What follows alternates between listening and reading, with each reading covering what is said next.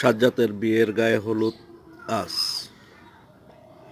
তার দাদি, বোন, চাচি, আত্মীয় স্বজন, পাড়া প্রতিবেশী সবাই গায়ে হলুদে গিয়েছে, যাচ্ছে, বসে আছে গাড়িতে উঠে।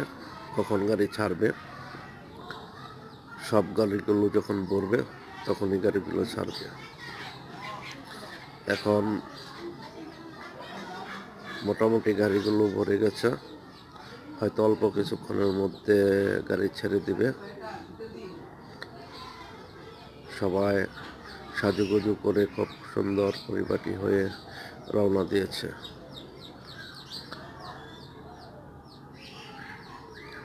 গায়ে হলুদ বলে কথা। সাজ্জাতের